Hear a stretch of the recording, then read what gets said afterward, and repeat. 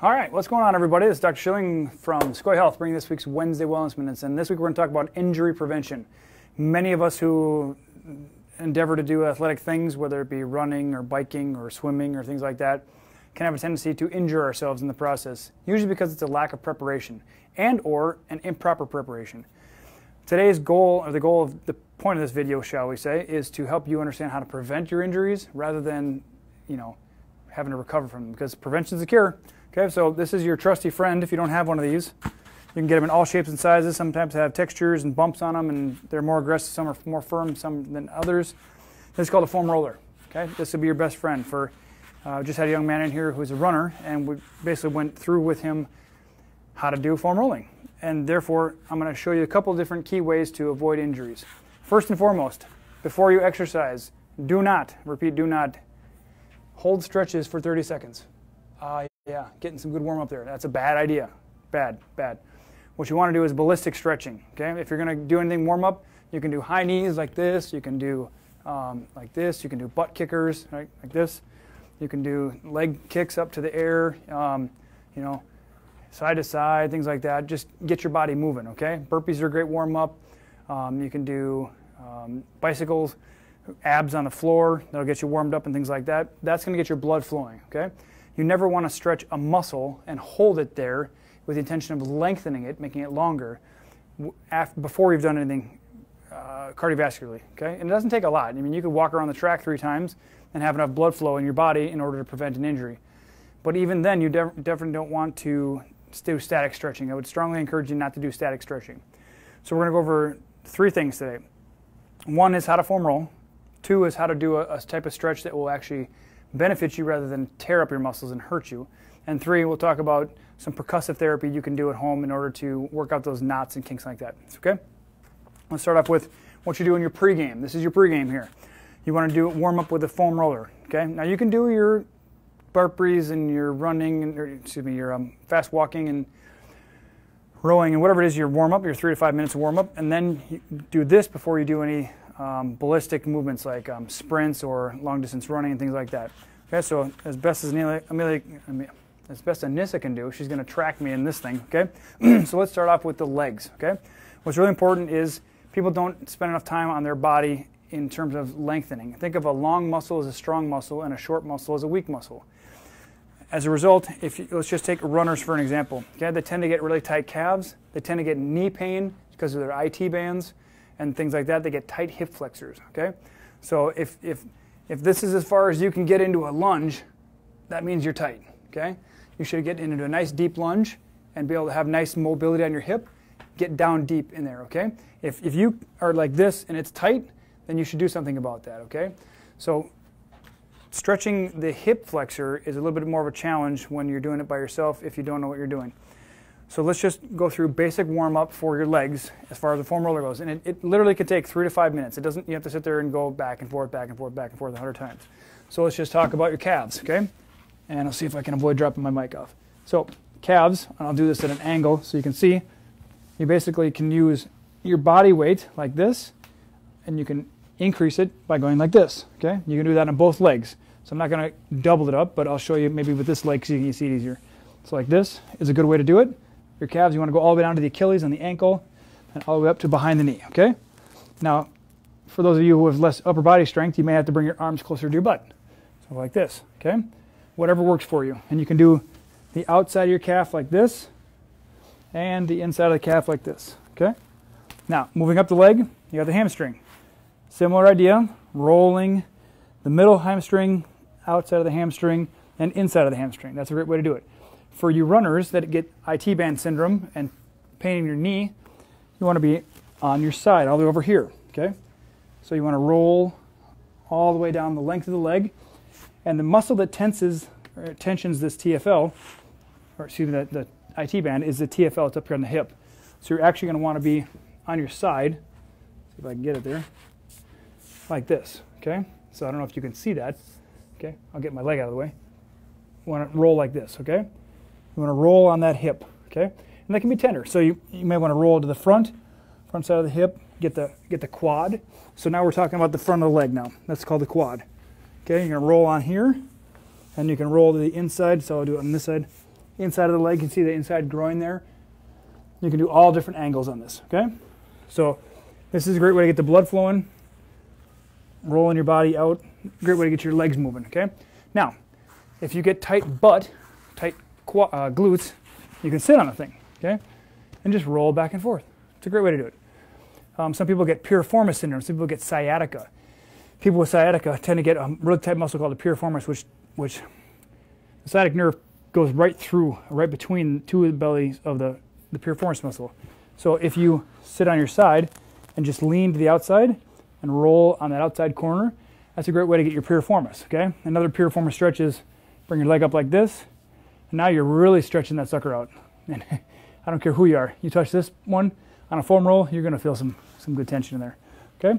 So that's a great way to do the lower body. You can do the back. You can basically, avoid the microphone there, basically lay on it like this, okay? And you'll get a couple good cavitations out of your back, some popping like that, okay?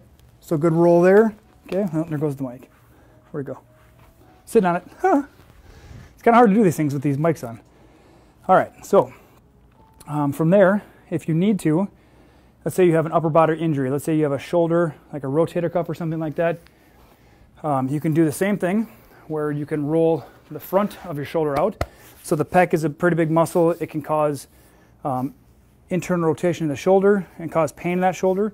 So as awkward as it may feel like, you can lay on the front and lay like this, okay? You can then roll out the bicep. That's a little harder. That's why I use a kind of pure wave.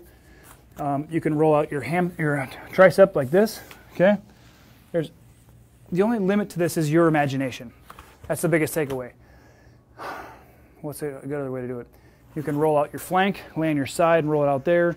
If you get tenderness there or tension there, that's a great way to do it. But honestly, this will save you from injuries so many times. And literally you can take just 3 to 5 minutes. Just a couple rolls here and there. Just think of you're tenderizing the meat, okay? You're about to cook a steak and you want to tenderize it a little bit, okay? That's a great way to do it. If you have an awkward spot you can't get into, people have asked me for years, like, we use a vibrocussor for Merconia. And so, what do we do with that? What do we do with that? So what we sell here in the clinic is called a Pure Wave, okay? Same cost here as you get on Amazon, okay? But it's a percussive therapy. So I'll bring this a little closer so you can see it. So basically that's what it looks like. Now the key thing with this is you can slow it down or you can go faster and faster and faster. The key thing is here is to let the machine do the work and not you. A lot of people will take it here and slow it down, like push on there. That's not how you want to do it. You want to let the machine do the work. Okay? You want to move it around on the muscle. Okay? So you have a tight chest, maybe after a workout, or those hard to reach spots in the back, back here. You just let the machine bounce up and down. It's called percussive therapy. And it's well known to be one of the most effective means of breaking up scar tissue, releasing knots in muscles. Lord knows anybody walking this day and age has got tight traps, right? So you want to just let this sucker bounce up and down your traps, okay? And the cool thing about this machine is it's got a bunch of different attachments, right? So without doing too many of them, let's see what's a good one. Oh, there's a bunch of different attachments, okay? But this is for really tight trigger points, okay? And that one's a broader, the little cup back there. This one is going to be, as you can tell, more pointy. It's going to be more specific. It's going to be a much more focused contact. So you can find a spot in your quad and just gently let it work through because it's doing the work. Remember, it's doing all the work. And you can do a search and destroy mission, like go up and down your quad and say, okay, that's a tender spot. I'm just going to let that work out for a couple minutes. Got the glutes in the back, Sometimes it's easier to lay down and do that.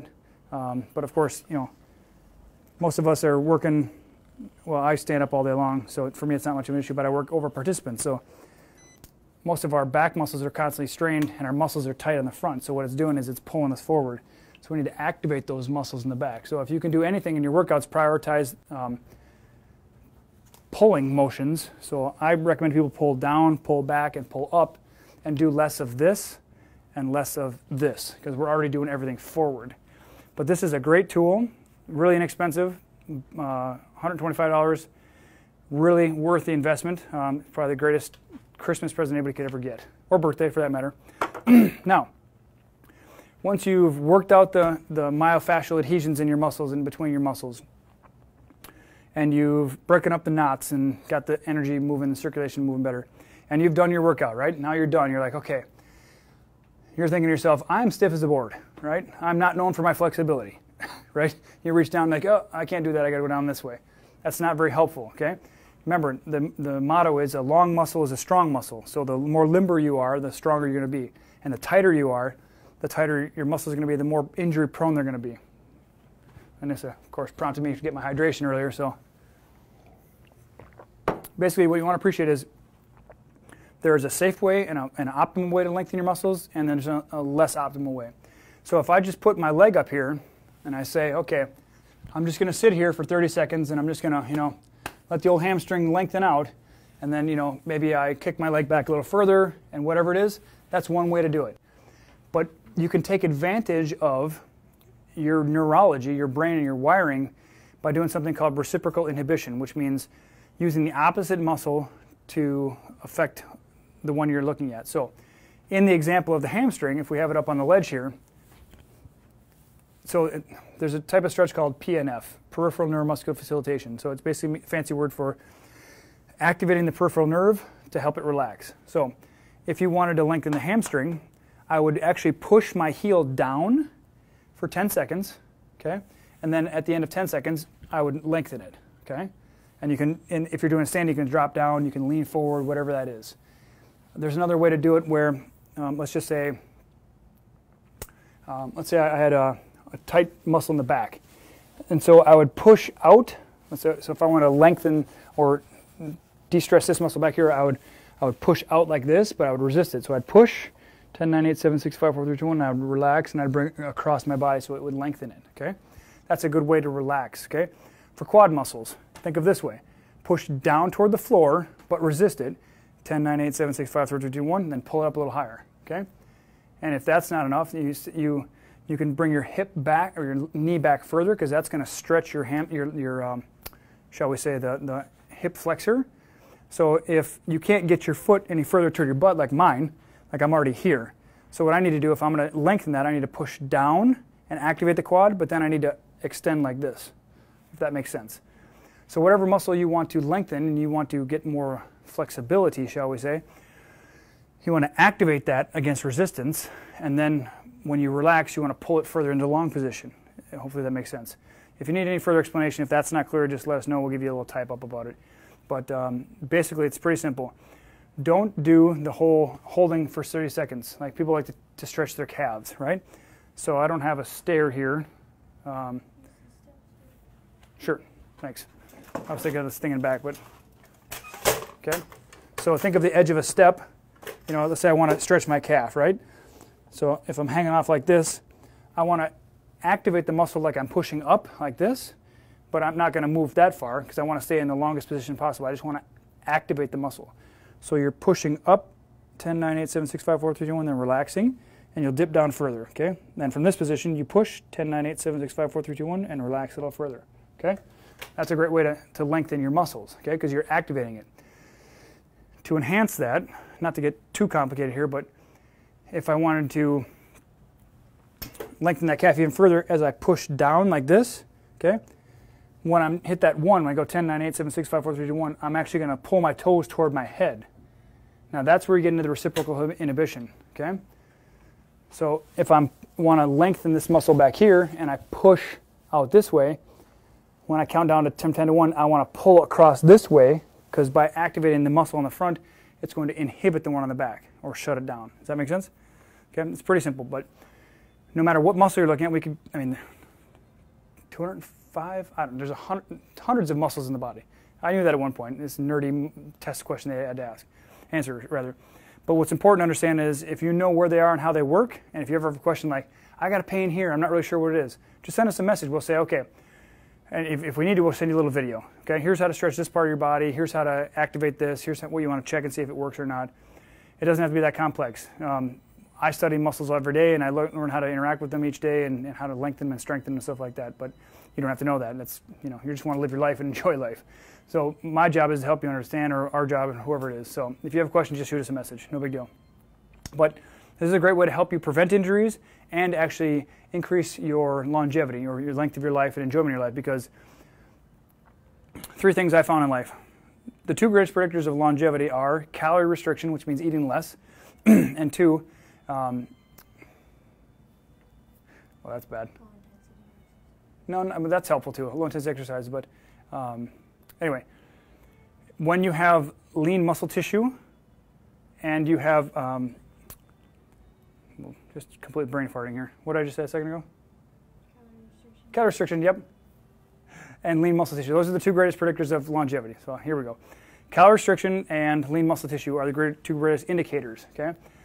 The greatest mobility issue is flexibility. So if you can add that on there, calorie restriction, lean muscle tissues, lean muscle mass, and then flexibility, you're going to have what I consider probably the 3 best ways for anyone in their life to be the healthiest and live the longest and enjoy it the most, okay?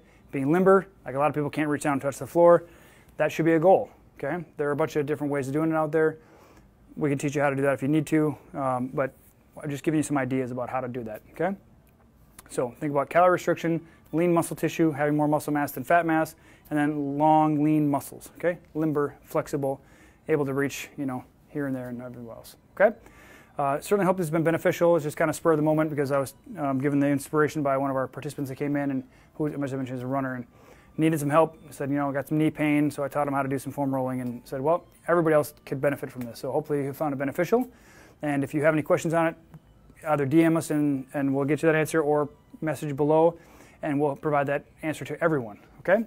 But we want to provide things that are valuable for you, so let us know how else we can serve you and provide value for your life, because that's what our purpose is every week, and we hope this has done that and served that purpose, okay? Otherwise, we'll see you next week for the Wednesday Wellness Minutes. Have a great night, everybody.